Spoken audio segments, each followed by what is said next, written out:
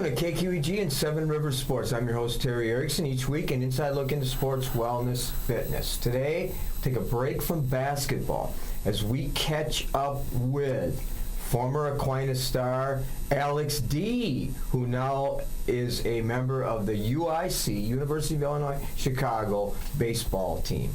Welcome to the show, Alex. Thanks for having me, Terry. Well, you are playing under a friend of mine, Mike Dee, who happens to be your uncle. And Mike, I remember Mike at Aquinas. Is Mike as intense as ever? Actually, this year he's loosened up. He's still as intense as he's ever been, but he trusts us and he lets us do our thing, I guess. I mean, he still coaches us and tells us when we're doing things wrong, but he knows that we can do the right things. So he's a great guy and a great coach. As we tape this show, we are just a few days after Christmas. As Alex is home for the Christmas break, was Christmas good to you? Yeah, it was. I spent it with my family, and I spent it with Mike and my grandpa and Mike's wife, and actually my dad's younger brother and his family too. So it was just a good family Christmas up north. Was this a difficult Christmas for the Dee family with Grandma Dee, who passed away several months ago now, but not being around? Was that a challenge? Yeah, I mean, I think this is the second Christmas now since she's been gone. So, I mean, it does feel a little weird. There's just like a sense that there's not the whole family there, I guess you could say. But, I mean, it's still good that we're all together and reminiscing on old memories with my family. Well, the clock will turn, the calendar will turn to 2017 in just a few days. New Year's resolutions for Alex Dee. I'm just gonna work to get back to being 100% healthy. I mean, it's been a tough year so far, but just gonna keep grinding that out, and school-wise too. We're gonna talk about school life. We're gonna talk about your injury. How about personally, outside of injury, outside of school, are you comfortable in your own skin? Yeah, I think I am. I mean, I've grown a lot recently in this past year.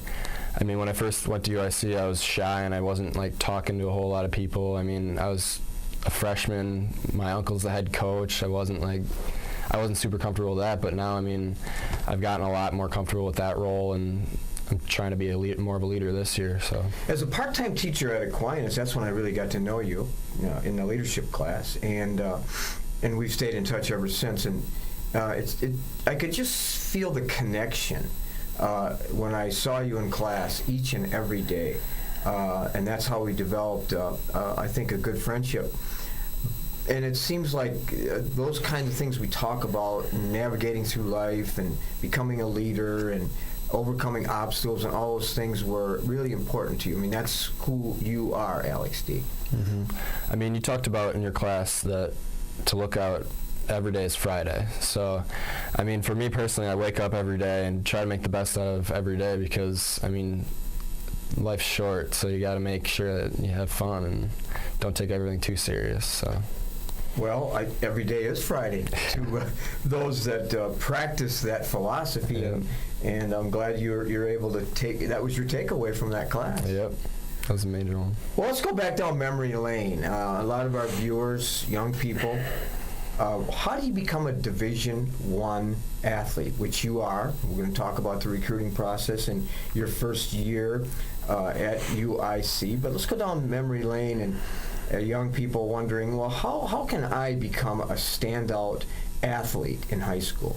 Let's go back to when you were playing when you were younger, people that inspired you, some of your defining moments, and what led you to be a Division I athlete. Well, honestly, when I was younger, I wasn't the best baseball player ever, but it was just a lot of hard work that made me get better. I mean, my dad set up a net in our basement, and we have tees and stuff down there, and he would flip to me and hit off tees every single day. And just basically my dad was the one that was like, all right, we're going to make you a good baseball player. And so we just literally worked on it every day, fielding ground balls, doing all this stuff, fielding technique, just every little thing. Eventually I got good at it, I guess. But that was that was your introduction, and you didn't really. It wasn't something that was mandated, even though the Dee family baseball is an expectation and is part of the grassroots of what the Dee family is all about. But you embraced it. I mean, you wanted to do that. It wasn't that you were being punished and sent to the basement to hit off a tee. Yeah, I mean, like my family, like baseball is a big thing, but if I didn't want to play baseball, they weren't going to force me to do it. Like I played football, I loved football. I tried wrestling my freshman year. I mean, I lifted all the time. Basically, I wanted to play baseball. Baseball's my favorite thing to do. So I mean, I wanted to get better, and so I guess my own motivation pushed me. And then you played in the youth leagues in Holman. Yeah. You had a lot of success. I remember watching you play when you were very young. Some defining moments and some coaches that perhaps you had that inspired you when you were young. Well, my dad was actually my coach when I played for Holman. He was my coach for probably 4 or so years, but I mean, he never favorited me. Like, he was always pushing me a lot harder, I guess. But so honestly, my dad's my biggest motivator, I guess, throughout my career. Good. Yeah. Well, we'll jump to Aquinas. At Aquinas, you're All-State as a senior. You played on a team that went. I listened to the game. Did a lot of your games here on KQEG, by the way, in the postseason. Runner-up team, All-State. You were a two-sport athlete, All-Conference. You were an exceptional football player. I mean, you were a tremendous student. You accepted the mission statement of Lacrosse Aquinas in terms of what they expected from their student athletes, and it was an experience that I assume you have no regrets about what you did and accomplished. You left a legacy at Aquinas, but talk about some defining moments at the home of the Blue Golds. Well, honestly, winning our conference my senior year was probably one of the biggest moments for me, just because we hadn't won conference ever. So that was my favorite moment probably. And then going to state, just playing in front of all the fans and like having to calm myself down before every at bat and all that stuff made me a lot more rounded athlete for going into college. So. And I watched you play football, and you had success there. The team maybe not as successful as in terms of record as in baseball, but a good football program too, nevertheless. And you excelled there, and you enjoyed that experience. Yeah, I mean, Coach Lee, it was his first couple of years, and he went into it saying we're going to win. And so he was putting us in the right positions, and I mean, I was following what he was telling me to do, and I had some success from it, I guess. Well, you had your dad as a coach. You had Baggy as a coach. Coach Scott Bagneski, a friend of mine. You had Tom Lee, a friend of mine also. Good coaches. But let's and now you have Mike Dee. What do you look for in a coach? Just give our viewers your thoughts on the kind of coach you like to play for. I mean, I like to play for guys that like respect me and that also are trying to push me. So they'll tell me when I do something wrong. They'll keep me accountable for everything that I do, so I'm not slacking off. And if I do something right, they do praise me for it. But, I mean, just telling me what I'm doing right, what I'm doing wrong, and being there for me. And, of course, a lot of players excel at game time, but they're not really good practice players. They don't put the effort always in every practice. Would you say that you're a practice player too? Yeah, I definitely would. I mean, you don't get better by like doing half the reps in practice. You're going to get better by doing everything 100% in practice, because when the game comes, then everything seems like it's in slow motion because you've done it hundreds of times, you know. So. When you're at Aquinas, of course, your name was synonymous with athletics, and you were a leader. And you accepted the role of a student athlete. You accepted the role of a Blue Gold, and you were on sort of a platform for others to emulate and watch. And you accepted that role. Was that hard to be a leader as a high school athlete and now into the college scene? Honestly, I think it was a little bit easier in high school because like I had known all the kids for so long, so I could just go out there and basically just kind of show them the way. And when I got to college, it was a little bit different because everyone was older than me, and so I didn't I didn't really know them as well. But now I can show them that I'm doing everything right, so then they should do the same, because if they want to have success, that's the way to do it. That kind of ties in with your philosophy of life, perhaps. And I know you're young, but as you see other people in all walks of life, and you've seen the world, and you've traveled. What would I'm sure our viewers are interested in what your philosophy of life is and what motivates you. Well, I actually was reading an article the other day, and there was a good quote in it about, if you don't work, you don't eat. So, I mean, if you don't put in the work for something, you're not going to get success out of it, and you're not going to move on in life. So nothing should come to you just because you're just there. So I think that if you work hard in life, things will come to you. So you don't accept the word entitlement. You're hard on yourself. Sometimes you're your own worst enemy because you expect a lot. But you feel you've been given a lot of skills, but you don't feel entitled, do you? Correct. I mean, I do have good athletic ability and everything, but if I wouldn't have worked as hard as I did when I was younger, I wouldn't have gotten anything from it. I mean, there's plenty of guys, you've seen athletes that have all the skills and everything. If they worked hard, they could be Division I athletes. And honestly, I probably didn't have as good of skills as some other people. I just worked at it a ton and got to where I am. Good lesson right there for young people watching the show. Work habits. Not everybody has them, and then perhaps they don't get to the success that they could reach because of that deficiency. All right, we're going to step away, and with Alex Dee, we'll be back with more right after this. LASIK surgery at Mayo Clinic Health System. Well, I was very nearsighted. I couldn't see 3 feet in front of me without things being blurry, so I had to wear glasses. We screen patients. We try to make sure that they're appropriate candidates for LASIK, that their prescription is within the range, that it's reasonable to do it, that they have a good understanding of what they can expect, that they have a good understanding of what the benefits are and what the risks are. For more information on LASIK surgery, contact Mayo Clinic Health System. At Schneider Heating and Air Conditioning, we have assembled a championship team who listens to what your needs are. We install carrier comfort systems that improve the comfort, efficiency, and the air quality of your home and workplace. We serve you with highly trained technicians who are prompt, friendly, and honest. For Gold Star treatment, turn to the experts, Carrier and Schneider Heating and Air Conditioning. Schneider Heating and Air Conditioning, your comfort is our business. Welcome back to Seven River Sports. Again, today we're catching up with Alex Dee, home for the holidays from the University of Illinois, Chicago. Well, you were recruited by several teams as an Aquinas senior, and you had a great season in baseball and in football. Perhaps you could have played Division III football too, but baseball was your first love. And take us through the recruiting process, because there were other schools besides UIC that wanted you to be on their team.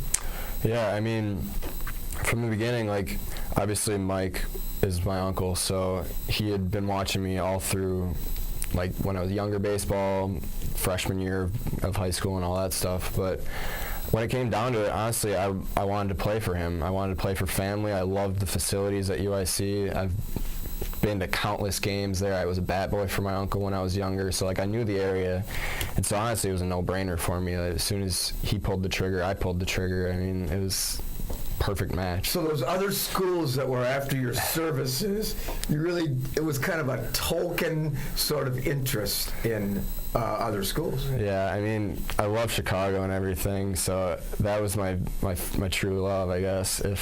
As soon as I got that offer, that was where I was going to go. Well, you said you were drawn to the facilities. A lot of our viewers have never seen that. They don't know much about a Division I baseball program and that particular facility. Talk about that. Well, we got a new stadium, I think 2 years ago, and Curtis Granderson, who is an alumni of UIC, who is now a professional baseball player, he helped build the stadium. So we have top-of-the-line stadium. We just got our new turf this past fall. So brand new turf. We have an indoor turf facility too, so it's a whole infield that we can practice inside during the winter. We have batting cages in there. We have this machine called a hit tracks, which is like it's a machine that sets up so when you throw a pitch in and you hit it, it shows where it goes. And so we can actually like scrimmage in there and like do all that stuff, and like it's basically like a live game. Pretty sophisticated equipment. Yeah, it is. So a lot of schools have that? Honestly, I think we're one of the only colleges that have it. So our coaches get us the best stuff just so that we can succeed. A Division I athlete is kind of a full-time commitment. And needless to say, it's all season long. I mean, all year long. Was there any surprises to you as you entered the scene there? It's like, oh my gosh, I didn't realize it was this time-consuming. Well, yeah, I mean, basically my day goes, I wake up, 8 a.m. class, go through my day probably till class till like 1. Then I have like an hour off, something like that. I go to the clubhouse, do homework for 3 hours at a time, then usually get some food, then go practice for another couple hours, and then after that you do extra work, and then after that it's probably around 9 o'clock, you're studying again, then sleep, and then repeat every day. So there's a separate facility for studying for Division I athletes, and I would assume there's tutors there, people that kind of guide you through if you need it? Yeah, I mean, we actually, as a member of the baseball team, we have our own like computer area in our clubhouse itself, so there's one for the other athletes, and then there's one actually for us too, so we're a little spoiled in that way. But yeah, we have tutors too if you need those too. The cushy life of a Division I player, you're experiencing that. But it's hard work too. But as I don't know if a lot of our viewers know this, in 2016, Alex Dee, All-American freshman team, Louisville Slugger team, All-Horizon second team, hit 300. Only 2 other players hit 300. 3 home runs and 31 RBIs. Your introduction to Division I collegiate baseball, pretty impressive. Talk about your first year. I mean, it was fun, honestly. I mean, there are times where I struggled, but there are definitely times where I succeeded. But it taught me a lot, just because there were those times that I struggled, that I can't get down on myself, because you are getting 100 at-bats in a season. It's the most games I've played in a season, so it's just, you can't get down from one thing. You got to keep going back. And I had those games where I was 3 for 3 with a home run or something, you know. So honestly, you just can't get down on yourself. Yeah. And then of course, you were contacted, and you played throughout the summer. I think a lot of our viewers probably don't know this. Played in the Kansas Collegiate Baseball League and the Hutchinson Monarchs, Hutchinson, Kansas. And instead of playing for a team called the Loggers, you were down in Kansas. Talk about that experience. Well, I had a blast. I got to stay with a great host family, the Thompsons. They took me in. They have 2 daughters and a son, just great family. I mean, the city was just great too. I mean, the team I played for, Coach McHugh, everyone, just it was a great program, so I enjoyed it a lot. And so you had success too, and a long summer, June through mid-August? Yeah, I mean, it's honestly because I picked it up right after the spring season, so I played 70-some games last year probably. So it was long, but I mean, I want to eventually play pro ball, and so it's close to that. So. Well, let's take this next step to kind of a serious injury that you had, and I don't know if the camera can pick this up with Alex as you maybe put your arm up here, but not too long ago, Tommy John surgery. I did a little research on that. We've had some other guests on the show through the years that have had that, but ulnar collateral ligament reconstruction. First one done in 1974. By Dr. Frank Jobe, and interesting enough, done on a pitcher in the big leagues, Tommy John. And now last year I read there were 16 big league pitchers that had that surgery. So setback for you, but let's tell our viewers about the process. Well, so they took a ligament from my forearm called the palmaris longus. It's actually not in every human, so it's not like an essential like ligament. So they took that out and they just wrapped it around where my other ligament was, and it makes it stronger. Get back to normal. So the surgery was a couple of hours, and sometimes they harvest tendons from a cadaver or some other part of your body, and basically it's your elbow, and they reconstruct that. And talk about the surgery and the rehabilitation. Well, the surgery was a couple hours long, like you said. And honestly, it's only been 5 weeks since the surgery, so I haven't had a ton of rehab yet because the recovery is so long. It's an 8 to 12 month recovery process, so 5 weeks is really nothing. But the first week, it was just squeezing stress balls, and doing extensions with rubber bands around your fingers, and I'm even still doing that stuff right now. And so just working on getting your range of motion back and all that, and I'm back to normal with that stuff. And I can't even really hold weight right now. I'm only doing 2-pound curls, stuff like that. So it's nothing major. I'm just doing a lot of other stuff to get the rest of my body back on track, so that's not lost at all during this process. Well, and I read a survey done a decade or so ago identified the elbow injury, not necessarily from the types of pitches you throw, but from the number of pitches you throw and the number of times you throw the ball from whatever position you're at, particularly pitchers, of course. And so that's kind of why in the NC2A level and in high school now, you limit the number of pitches, not the kinds, but the number of pitches that are thrown each and every game. But you're a position player, so your rehabilitation is a little bit different? Yeah, I mean, since I played third base all of last year and I moved over first base this year, for a pitcher you have to get back onto a mound, and that's the hardest part. So for me, all I have to do is just throw the ball. So I mean, my recovery is probably only going to be 8 months max. So it's going to be a lot shorter than everyone else's. So I noticed the 2017 season begins in early February in New Orleans and it ends at the end of May, and you travel throughout the country. What's going to be your role this year? Well, my role is going to be basically just be a good teammate. I'm going to try to help the younger guys, all the freshmen, if they play, to talk them through what I had to go through last year and make sure that they don't make the same mistakes that I did, is the mental part of the game. So I'm just going to be a good teammate and try to be a leader this year and help the guys out. So you'll be traveling with the team, you'll be at all the practices, the team meetings, and you'll just be, and your return will be predicated on how your arm feels. Yeah, I mean, I'll be doing therapy all the time with the team. Hopefully I'll be able to start fielding ground balls and doing all that stuff soon, but I just got to work to get back at it. So, and by the way, younger brother, an Aquinas Blue Gold senior. Yep.